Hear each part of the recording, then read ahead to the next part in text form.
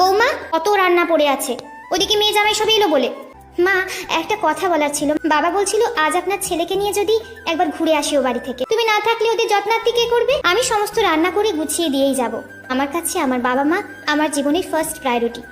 তারা তাদের অর্থ এবং শ্রম দুটোই আমার পেছনে দিয়েছে বলেই আমি এত বড় হয়েছি। এখন আমার সময় হয়েছে তাদের কিছু ফিরিয়ে দেবার। সন্তান হিসেবে এটা আমার কর্তব্য। আর এবাড়ির বউ হিসেবে যে কর্তব্যগুলো আছে সেগুলো, ওই তো একটা ছোট্ট স্কুলে বাচ্চাদের পড়াও। আমার ছেলের অগাধ টাকা দেখে গলায় ঝুলে পড়েছো। অনি, বাবা তুই আমাকে বৃদ্ধাশ্রমে রেখে আয়। কি? তুমি মাকে কি বলেছো রাত্রি? ক্ষমা চাও, এক্ষুনি আমার মায়ের কাছে ক্ষমা চাও। তোমার জন্য আজ আমার মায়ের চোখে জল এসেছে। আমি কোনো ভুল করিনি, তাই সরিও বলবো না। বাড়ি থেকে বেরিয়ে যাওয়ার কথা যখন উঠেছে তখন আমি বেরিয়ে যাচ্ছি।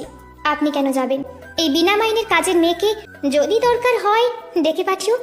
আজ বরং আসি। বর্তমানে এমন অনেক রাত্রি আছে যারা শত যন্ত্রণা সহ্য করে শ্বশুরবাড়িতে থেকে যায়, কারণ তাদের কোনো যাওয়ার জায়গা নেই বলে।